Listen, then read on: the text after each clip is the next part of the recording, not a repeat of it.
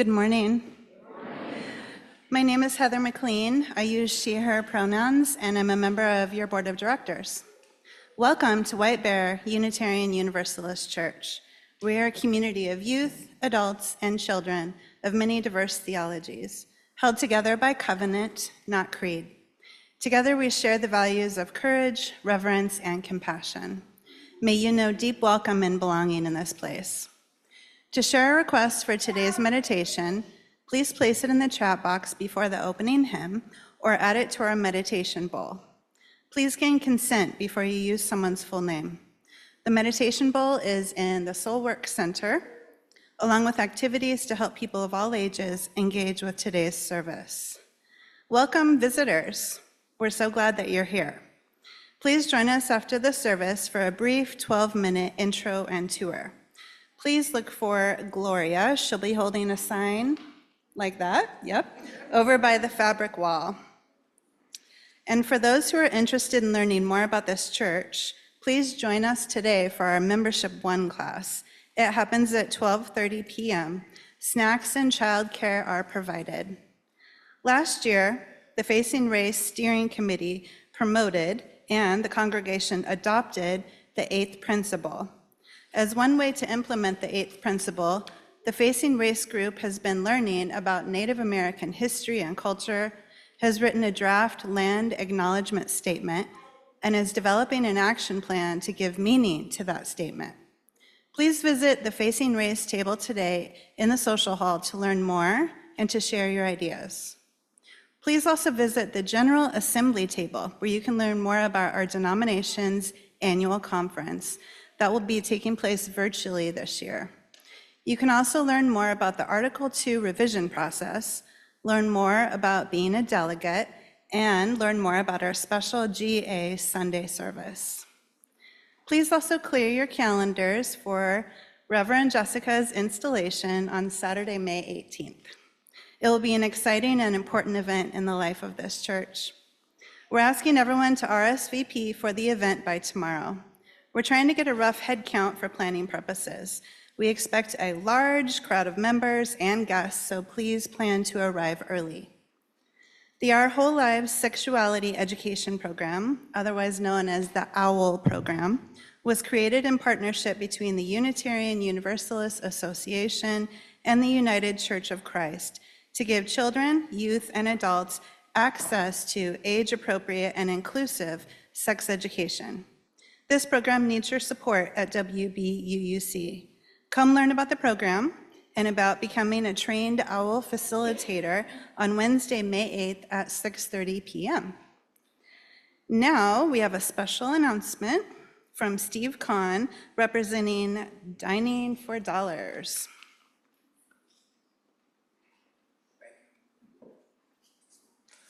Steve Kahn, he, him, cute little logo.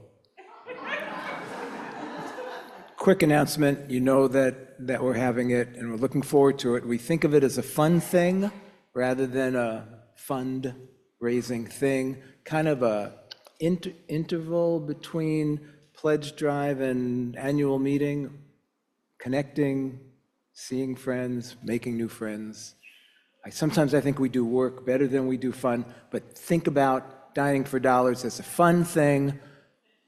Chili. In fact, I was thinking today that chili or pasta carb loading the first couple of weeks of November around election time might be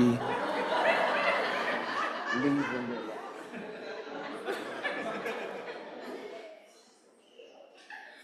And now we have a special announcement from our music director search committee.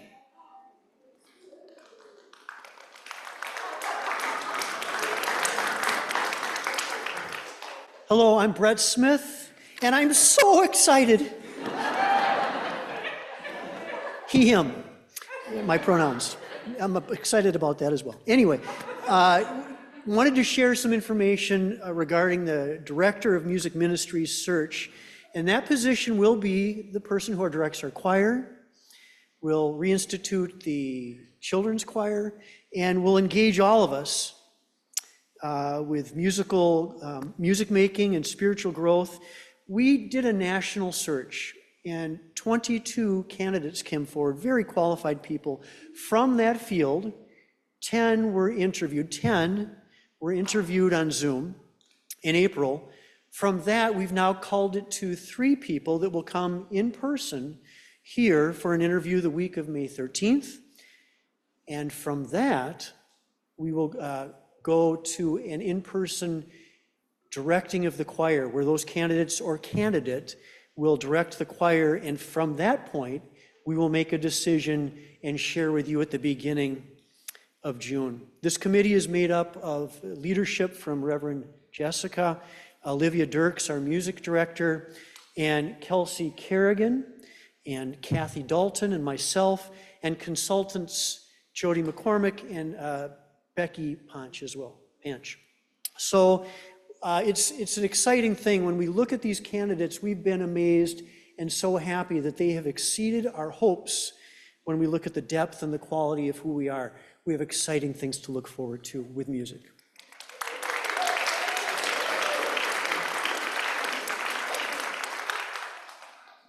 And so ends our announcements. Welcome to our church. Together, we grow our souls and serve the world in love.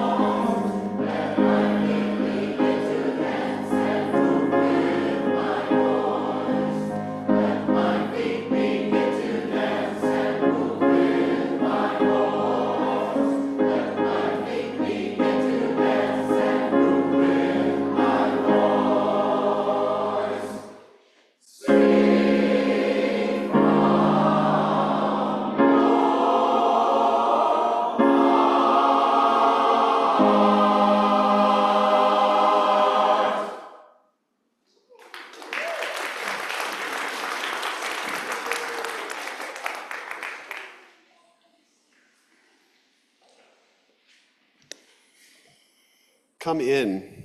Come into this place which we make holy by our presence. Come in with all your vulnerabilities and strengths, fears and anxieties, loves and hopes. For here you need not hide, nor pretend, nor be anything other than who you are and who you are called to be. Come into this place where we can touch and be touched, heal and be healed, forgive and be forgiven. Come into this place where the ordinary is sanctified, the human is celebrated, the compassionate is expected. Come into this place. Together we make it a holy place. I'm Reverend Jack, and my pronouns are he, him.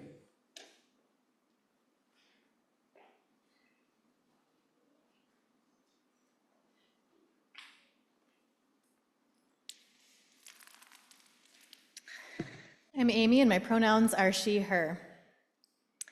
A couple of months ago, I pulled into the parking lot on a day off to run in quickly and stealthily and grab something that I had left in my office. When I had arrived, I noticed that there was another car in the parking lot, just parked, but running, with two people sitting inside that I did not recognize. Huh, I thought. But this does happen sometimes on quiet days here. The parking lot is usually empty and the doors are locked, but people are sometimes waiting for meetings to start, or there are people who get lost on dead-end Maple Street and they're looking at their maps, or sometimes there are volunteers here just to water the plants. But as I walked to the door, the car slowly approached and the driver's side window began to roll down. "Excuse me," said the man driving the car. "Is this a church?" "Yes," I said. "It is a Unitarian Universalist church. Is that what you were looking for?" "Oh," he said, still looking confused. "It's just that it says it's a church, but I don't see any crosses anywhere. How can it be a church?" He says this to me in a way that I'm not quite sure where this is going. "Well," I began, attempting to kick my day off brain into theology mode, "Unitarian Universalism is a non-creedal faith. We often say that we are not bound together by creed, but by covenant." I explained to him that this means that we don't have a test of belief to be here, but we do expect that we will all do the work of being in right relationship with each other, the world, and the web of existence. What this looks like is that there are people here with all kinds of beliefs about God, the afterlife, the meaning of life, and more, and we all gather here to do the work of growing and learning and making the world a better place and just being in community together. "So everyone believes different things? That sounds like it could be hard and kind of confusing," he says. I chuckled. "You're not wrong," I said. "But I feel like that is kind of true of most faith traditions. It's all a little hard and sometimes confusing." He agreed, and then he began to tell me his story. He has been a born-again Christian for over 50 years, and it is so clear in the telling of his story that his faith and his faith community mean the world to him. And I can relate to this. We chatted in the parking lot for probably 20 minutes and had an absolutely lovely conversation. He asked great questions, most I have heard plenty of times before. How do you know what is right and wrong if you don't have one sacred text to guide you? What do you teach your kids? What holidays do you celebrate? Do you pray? If so, who do you pray to? Other questions reflected his deep listening and understanding of his introduction to our UU faith. "So if you build covenants," he asked, "that must mean that they are constantly changing with your congregation." "Yes," I said, "yes, exactly and ideally. In fact, our children start doing this in small groups starting in preschool." Then he pointed to the signs in our windows. "I see your signs there," he said. I took a deep breath. "Black Lives Matter, all are welcome, a rainbow flag. I know lots of people who have been harmed by religion," he says. "I believe that if we aren't loving, we aren't doing what Jesus taught. I'm glad to see those signs." My heart exploded. He talked about the work that Christianity and other faith traditions have to do in loving better. I agreed and said Unitarian Universalist churches are on that same journey, all learning how to love better. Being a welcoming place is really important to us, I said, and we have work to do. "I'm a born-again Christian," he said. "Would I be welcome here?" Friends, this is the question that he asked that made me pause. As a lifelong UU, I am deeply aware that many of our churches are a refuge for those who came here seeking a safe, loving place after experiencing deep religious harm. And some of those harmful experiences have been in Christian churches and sometimes at the hands of a predominantly Christian society. And it's also true that in some UU communities that I have been a part of, Christianity has been talked about in ways that paint Christians and Christian theology with a broad brush. Biases and exceptionalism became part of my understanding of Christianity as a young UU person. So much so that if I'm being honest, at the beginning of that very conversation in the parking lot, I found myself feeling a sense of hesitation. It makes me sad to think that I might have, at another point in my life, been less open to that conversation that turned out to be one of the highlights of my year. That conversation was such a gift. I really hope so, I said. We are always learning, and I really, really hope so.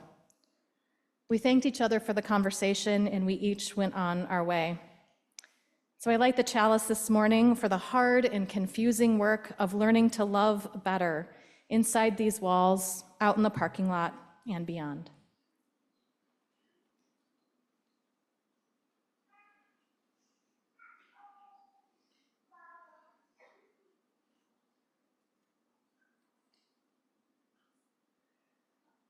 Will you please join me in the opening words? Love is the spirit of this church, and service is its law. This is our great covenant, to dwell together in peace, to seek the truth in love, and to help one another. I invite you to rise in body or spirit for hymn number 34, Though I May Speak with Bravest Fire.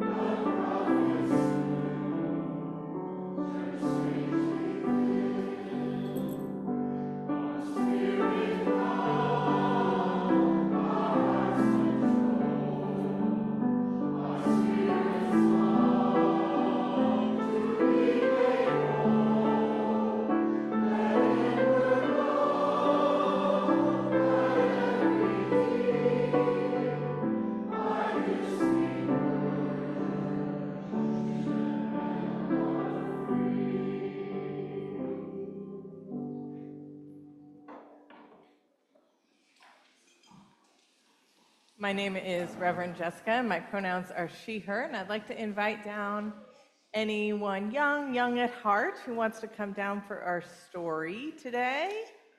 Because I'm gonna go there. Thank you, Mara. Not that you're not young, because other people couldn't. Nope, we have more coming. We're coming.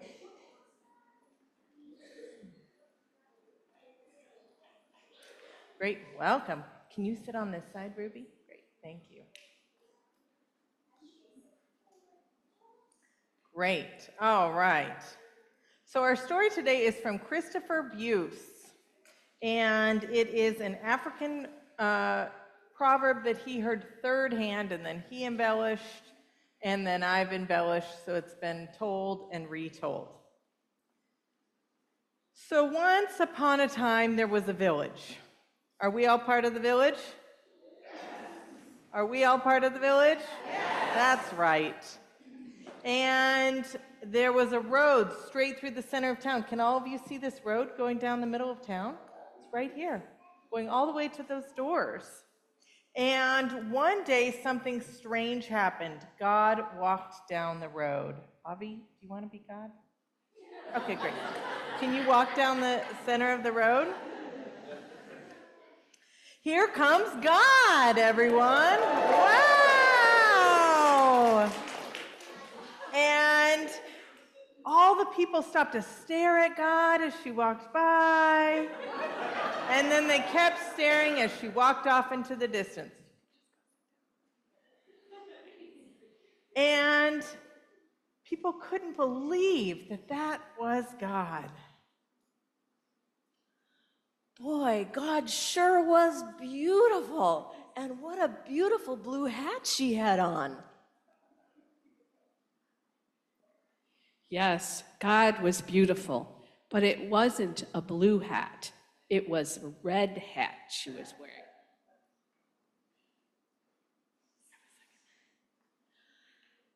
You are wrong. It was definitely a blue hat. No, you are wrong. It was definitely a red hat. And then the two were arguing, and others joined in the dispute.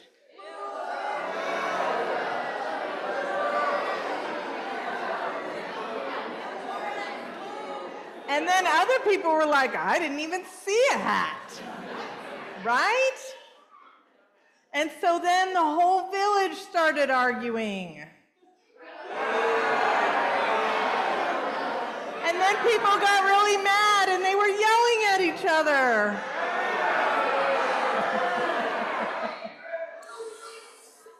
And then they got so angry that they built a wall straight down the middle of the town. And then from that point on, the people on one side of the wall were enemies with people on the other side of the wall, and they never spoke to each other. On one side of the wall, people built a church where they worshiped a God with a blue hat. And on the other side, they built a church where they worshiped the God with the red. That's right. Many years passed.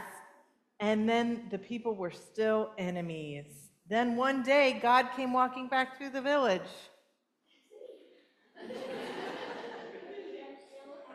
And here comes God. She was smiling and balancing on top of the wall that the people had built so many years ago. And all the people ran to the wall and cried, "You must settle our argument."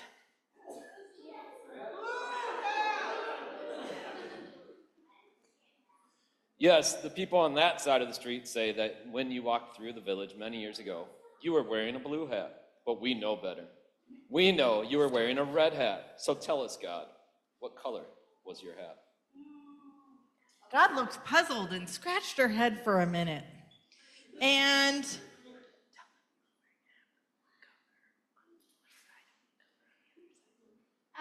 I was wearing a hat with one color on one side and another color on the other side.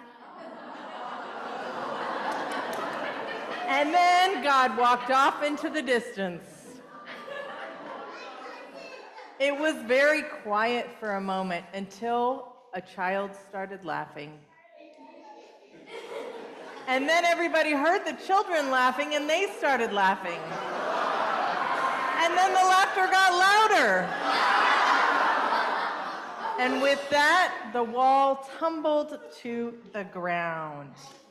And for many years after that day, the people told the story of God's hat and how laughter had torn down the wall between a divided and foolish people. Let's sing our children off to their chapel. Go lift it up.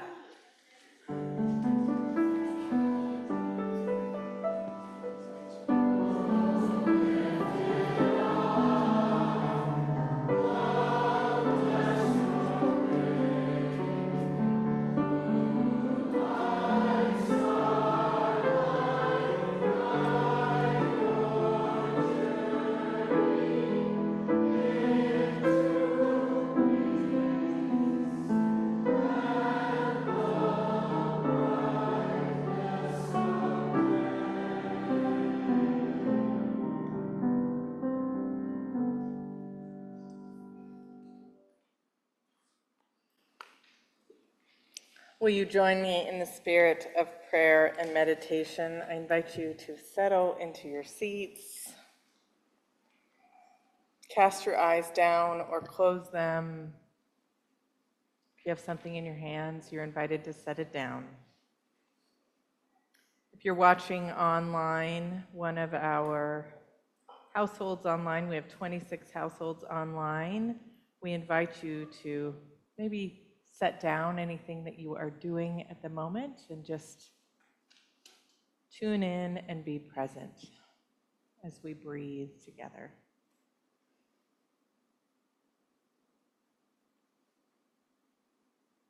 Maybe your eyes are finding your way over to our windows, looking upon this beautiful spring blessing that we have today. This morning we hold in care members of this community in the wider circle. This morning we hold in our hearts member Jan Crowley. Jan's sister Catherine passed away yesterday in Rockford, Illinois. We send prayers of support and comfort for her and her whole family.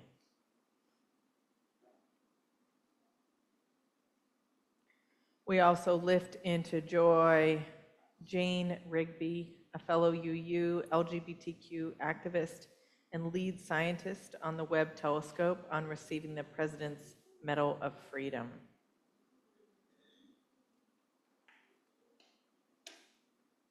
And now is the space in the service where you can name the prayers on your heart.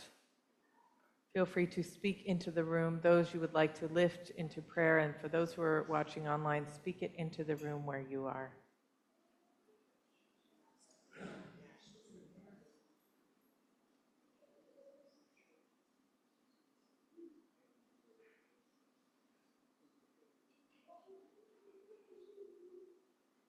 Holy One, one who goes by many names, great mysterious thread that connects us all.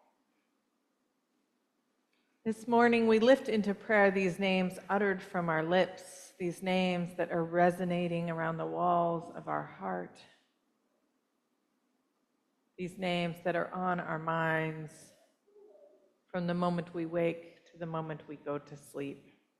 We pray for comfort and care to make their way to these people. This morning we lift into prayer this congregation and our wider UU world, all of the congregations that we are connected to. We pray that we may continue to keep our hearts open and curious, may continue to widen the circle of welcome, continue to draw the circle wide, so that ours will continue to be a faith that welcomes all. A faith for people who are weary and tired, a faith for people who have joy overflowing from their hearts. Help us to gain energy from spring blossoming all around us, to remember our place in the circle of things. Help us to remember that we are not alone. We are connected in this community, in the wider UU community, and the wider community of humanity of which we are a part. We celebrate this morning with our Methodist siblings as they became open and affirming this week. We lift into prayer those members of this congregation who used to be Methodist and left because of the harm of not being welcome. We also lift into this space our history that this building used to be a Methodist congregation, and we are connected to all of them. We are connected to them through the author of our next hymn, Mark Miller, who is a Methodist, who sings this song to remind them to be open and affirming. We pray that we may continue to draw the circle wide in the ways that we are together and the ways that we are when we leave this place. Help us to remember this and to keep love at our center. This is our prayer today. Amen, and blessed be. Please remain seated and join in singing our hymn, Draw the Circle Wide.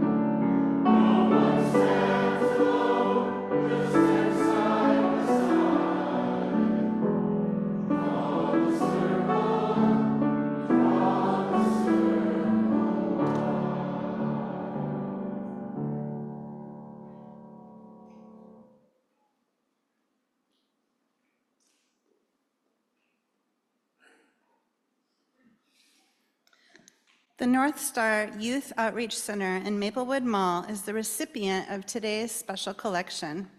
WBUUC partnered with the Tubman Center in St. Paul to establish North Star in 2016 and continues to provide rent for the space, supplies, and volunteers.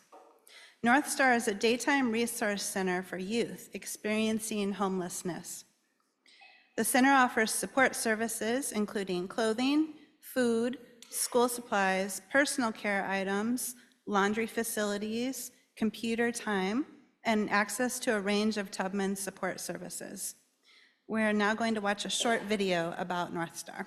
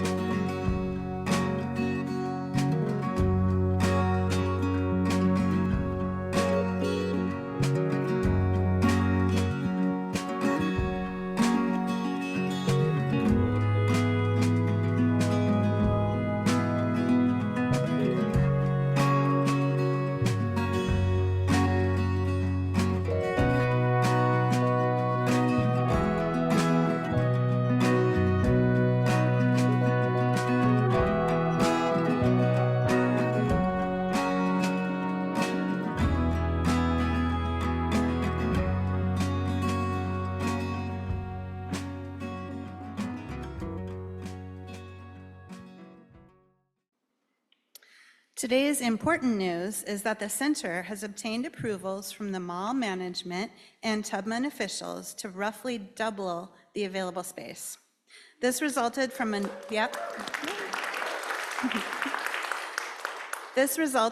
noticeable increase in numbers of youth coming to the facility and a need for expanded services. Tubman has significantly increased its financial and staffing support. Our continued and hopefully expanded support of this highly needed community resource is very important because youth homelessness is increasing. The wish list includes a shower facility, an added laundry unit, expanded clothing and food availability, and a private counseling space for meetings with youth. As always, you can donate in several ways. Contribute in the collection basket today. Go to the Breeze tab on our church's webpage, send a check or leave a check in the locked box outside the front office, use the text to give option on the screen or in the order of service. However you give, please indicate the keyword youth. Thank you for this generosity in this life that we lead together. We will pass the collection baskets now.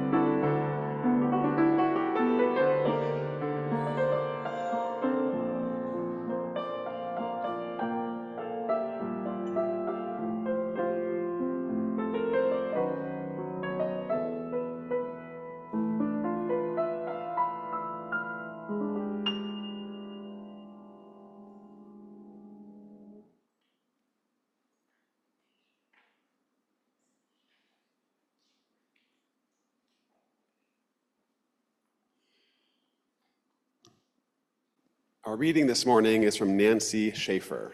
Were I to teach a course on God. Were I to teach a course on God, I would begin with a plate of persimmons, the sweet, crisp kind, the ones more orange than red, the hard, squat fuyus I eat each November morning on hot wheat cereal with almonds. I would slice the persimmons gently across their fat centers, then hold them out. See the star shape I would offer them, so all might wonder. I would slice brown bosque pears straight down their middles, so the threads of each stem trace wispily down to that rounded place where dark seeds lie, tear-shaped and wet in white, firm flesh. I would hold these halves silently forward, their bottoms smooth in the curves of my palms. I would teach God with plates of pomegranates, both before they were opened and after. I would bring wet washcloths. We would bury our faces and eat. All that luminescent purple red, those clear, bright kernels fitted in tight rows on small and tumbling hills, and all that juice so easily broken, sweet and puckery at once. We would say nothing. I would teach this way, with plates of fruit, a knife, many washcloths, with my eyes very large, my mouth mostly silent, so all might eat.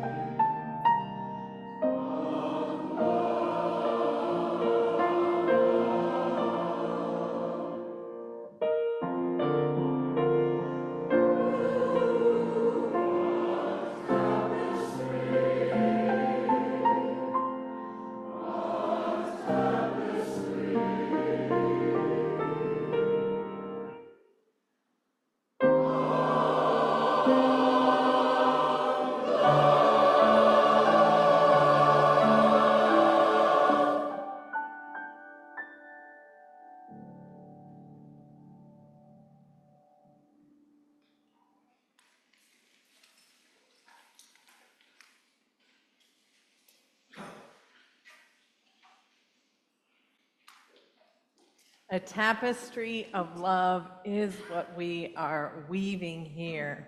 So today in the service, this is going to be a little bit of a participatory service. I know you're not shocked by that. But if you agree with something, you can snap your fingers. So I think the choir was just magnificent just now and this morning. Yes. Yeah. So feel free to snap your fingers throughout the service.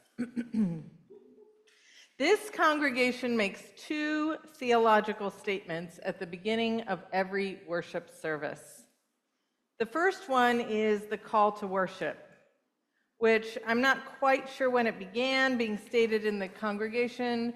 Some of us think it was during Gail Seavey's time, not quite sure, but I know it matters deeply to this congregation.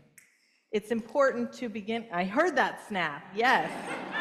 It is important to begin the service that way, to frame the service. The statement about everyone being welcome is a theological statement. It reminds us that everyone is welcome here. The second theological statement is our opening words by Reverend James Villa Blake. Here he is.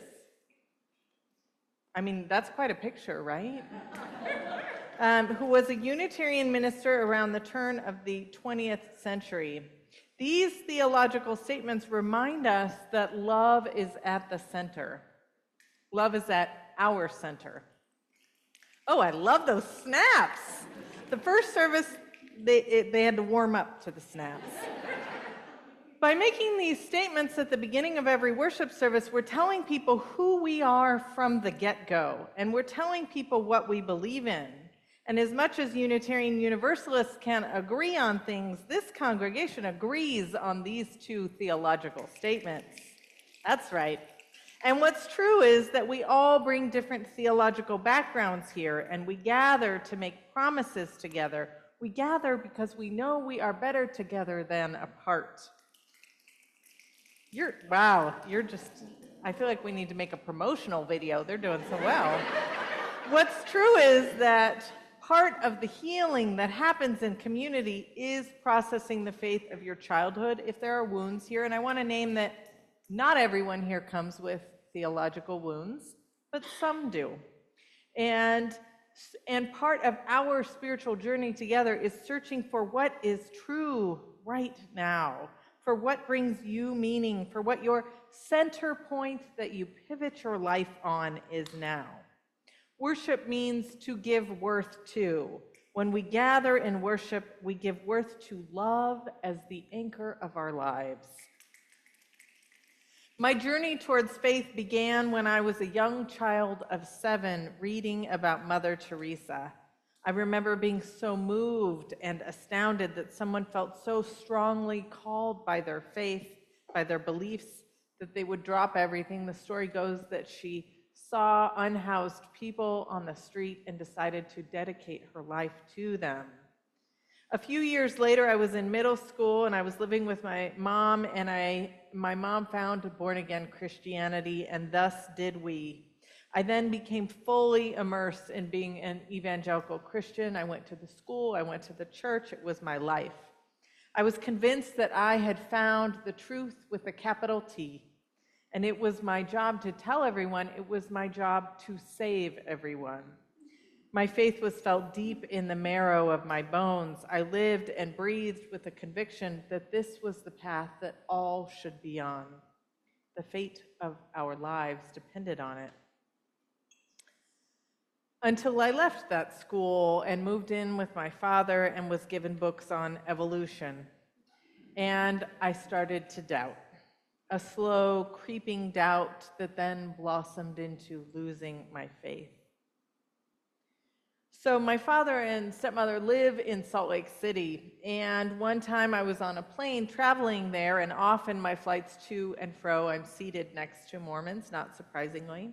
And so the person seated next to me and I had this long conversation on the flight, and he told me about how he was raised Mormon. He went on a mission. He believed it with every core of his being until he started to examine his faith. He started to look at it, read outside opinions and research on it. He described his faith as this beautiful vase, and that once he started looking critically at it, it was like someone had taken a gentle hammer to it. Slowly cracks had started to form, and then the whole vase crumbled, and he left Mormonism. And he talked about the grief of that leaving. And for many years after I left born-again Christianity, I felt like faith was this shattered vase. I was convinced that there was no faith for me. I grew angry and resentful at religion, and I actively mocked it. I went to a Catholic high school and was continued to be convinced that there was no faith in my life that would be relevant. And through my 20s, I described myself as an angry atheist. And if you would have told me that I would end up going to seminary in my 30s, I would have said no in no uncertain terms, with very strong language behind that. So imagine my surprise when I turned 30 and I had a need for something, sort of like a spiritual itch. But that something that I needed, it had to be far from the religion of my childhood.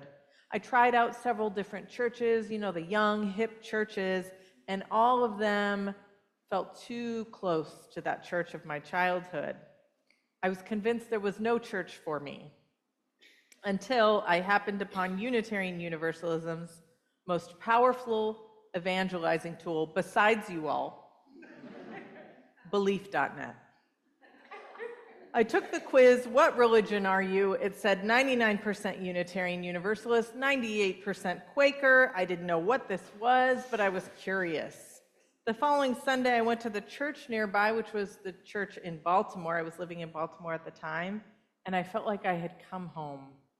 I know many of you have felt that same feeling. I saw the pride flag in the corner, the symbols of the world religions in the walls, and I knew I was welcome there with my full self. I had no idea once I joined Unitarian Universalism what the general theology was, what UUs believe, but I knew deep in my marrow that this is where I belong. And as I learned more about us as a faith, I was surprised to hear about our Protestant roots, of how deeply Christian this faith was for centuries. So our history as Unitarian Universalists goes back to the beginnings of religion as we know it, to Judaism, to Jesus, and then to the Council of Nicaea in 325 CE. So the Council of Nicaea was debating the Trinity, and the Trinity of, was Jesus divine, or was he a son of God in that we're all children of God? And you had Arius and St. Nicholas on two sides of the argument, with the pendulum going back and forth. They debated it for days, and this is the way that religion was back in those days, that people debated it, and that is what formed the religious doctrine that so many churches still follow. And Arius believed strongly that God was God, there was no Trinity, and that Jesus was a prophet, and that we are all prophets. And ultimately, the pendulum swung against him and his beliefs. Story goes that St. Nicholas slapped him. I don't know if that's true. These apparently got very rowdy back in the day. Yet Arianism was the root of Unitarianism, though it would be centuries before this was debated again. Arius's theological stance is one that would be discussed again come the Reformation. So religion at its roots is one where the truth is not sealed, one that is growing, changing, constantly being discussed, analyzed, philosophized. This is what was happening at the Council of Nicaea and happens over coffee in our social hour all the time, right? And in many ways, though, after the Council of Nicaea, it became fixed for many denominations for centuries, until things like the Reformation began to crack it open, when people had access to the Bible and could read it and start to discuss it and discern what a life of faith was calling them to. And in many ways, this sort of cracking open too happened in the Methodist Church this past week. So when the Puritans came to New England, they came seeking a more pure form of religion. They thought that their Christianity had been corrupted. They came to return Christianity to its roots. It is out of those roots that Unitarianism was born here in the US, a reaction to Calvinism a questioning and a discernment in process. So you have Unitarianism starting in the US, also starting of its own volition in England and in Transylvania, born of people that continue to seek faith, to seek revelation, to seek to interpret the Bible and interpret the teachings of Jesus. And in the 19th century in the United States, Unitarianism and Universalism was very Christian. As Unitarians broke away from Calvinists and became very highly intellectual, questions started to emerge, questions that led the ministers asking in the early 20th century, do we need God to be a church, to be a religion? Following the writings of Nietzsche, ministers like Curtis Reese and John Dietrich joined with scientists and philosophers to ponder this question. And from this, the movement Religious Humanism was born, resulting in the Humanist Manifesto in 1933, a statement of belief. And there have been a couple of manifestos since, which are very powerful theological documents. And ever since, there's been this conversation in our congregations. Do we need God to be a religion? How do we not just tolerate, but encourage religious diversity that is in our midst? Our theme this month is pluralism. This theme is from our new proposed Article 2 values that I preached about last week. And the Article 2 Study Commission of the Unitarian Universalist Association defines this value as, we celebrate that we are all sacred beings, diverse in culture, experience, and theology. We covenant to learn from one another in our free and responsible search for truth and meaning. We embrace our differences and commonalities with love, curiosity, and respect. We are really good at encouraging search for truth in all the ways that help us to feel comfortable. For many people, that means if someone enters our doors and says, I am an atheist, am I welcome here? We say, yes, you are. Let me scoot over and make a little space for you. So when someone enters our doors and says, I am a Christian, do we say, you are welcome here? Or do we say, there's this great Lutheran church right down the street? Or there's a UCC church in White Bear. Have you ever thought about that? They love God and Jesus over there. That's what I'm talking about. And this is the difficulty that your ministers have when we are leading a service here. Trying to craft a service with depth that speaks to the wide variety of theology that's present is incredibly difficult. So let me tell you another story. During seminary, I did pulpit supply preaching. So I was preaching at all. Went to seminary in the Bay Area, and there are a lot of congregations spread out through the Bay Area, and I preached 30 different times at different congregations. I frequently went to congregations I knew nothing about. And so for this particular Sunday, I was told by the minister that the theme that month was God. So I wrote a sermon about God with a healthy amount of Jesus in there. And I arrived at the congregation, and at the beginning of the service, there is spoken joys and concerns, where people pass a mic around and they rise and they say their joy or their concern. And someone stands up and he says, my concern is that CNN is doing a special on Jesus. And I thought they were reputable up until this point.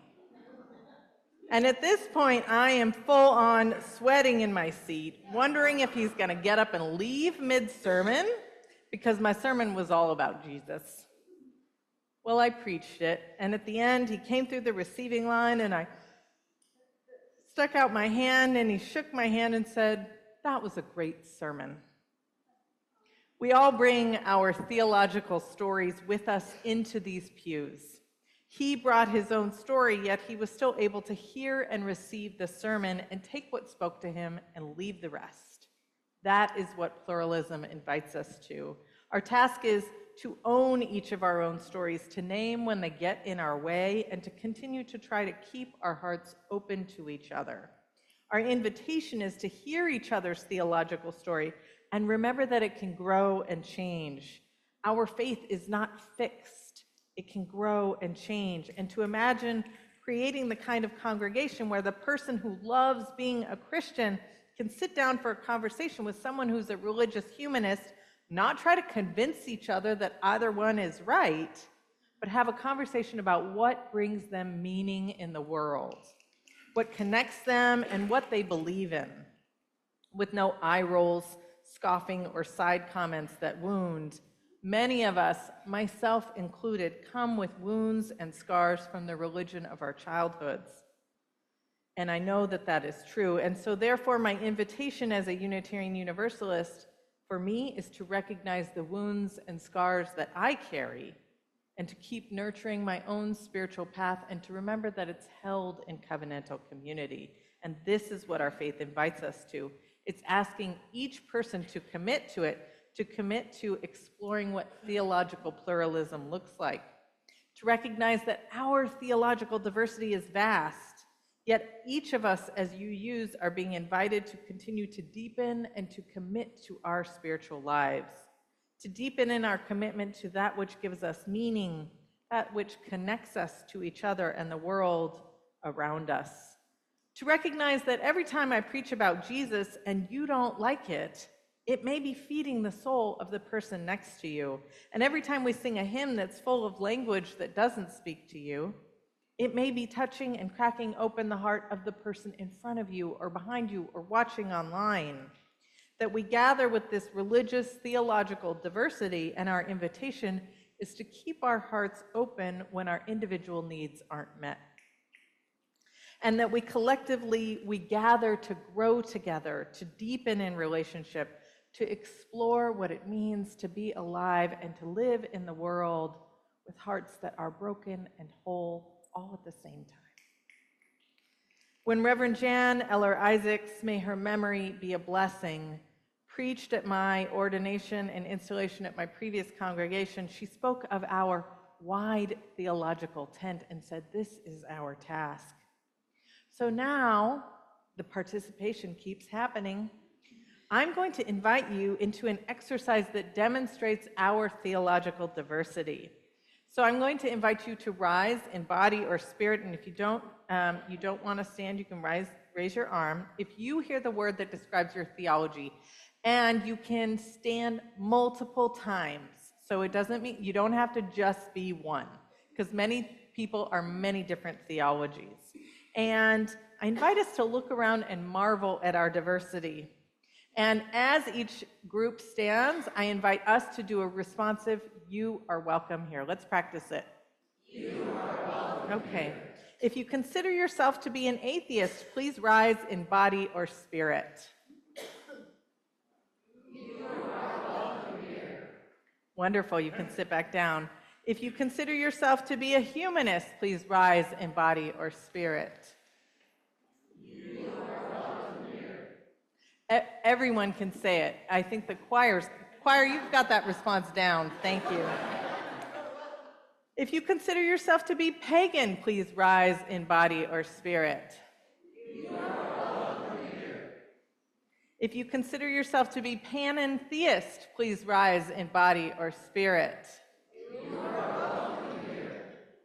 Wonderful. If you consider yourself to be Christian, please rise in body or spirit. You are welcome here.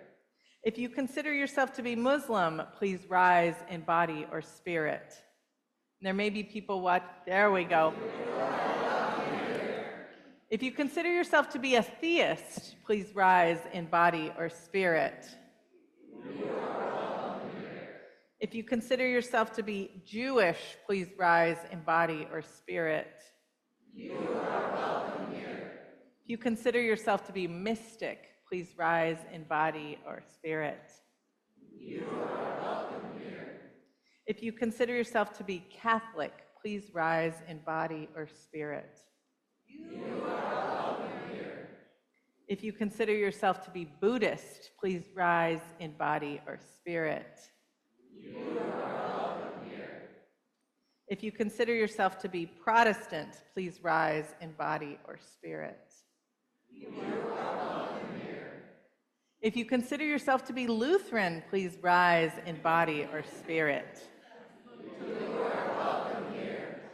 If you consider yourself to be agnostic, please rise in body or spirit. You are welcome here. If you don't want a label at all, please rise in body or spirit. Wonderful. Here we gather in community with all of this theological diversity in the midst of a world that is broken and hurting. You know what I missed? If you consider yourself to be Unitarian Universalist, please rise in body or spirit. There we go.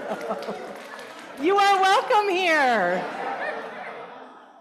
Embracing our theological diversity, embracing listening to each other's stories with open minds and open hearts is the work that is asked of us. This is the work of deepening in relationship, of healing. My friends, the world will give us plenty of reasons to be divided in the midst of a nation that is divided. Let's not make theological diversity in this congregation one of them. Let's continue to make this a place of sanctuary, a place where you can come with all of your stories, not be judged, but be welcomed. For a free and responsible search for truth and meaning is each individual's task, but not to do it alone, to search in community, getting lost and found together. We are all searching through this life, reaching out for the hand of another, listening to each other's stories. With each breath, we get to live deliberately, heart open, saying yes to our stories, to our theological diversity, to a free and responsible search for truth and meaning, to nurturing our own spiritual growth, to leaning into discomfort, and to sacred relationships in this community. Come into this place together. All of us make it a holy place. Amen. Please rise in body or spirit for our closing hymn in your gray hymnal, number 313, Oh, What a Piece of Work Are We.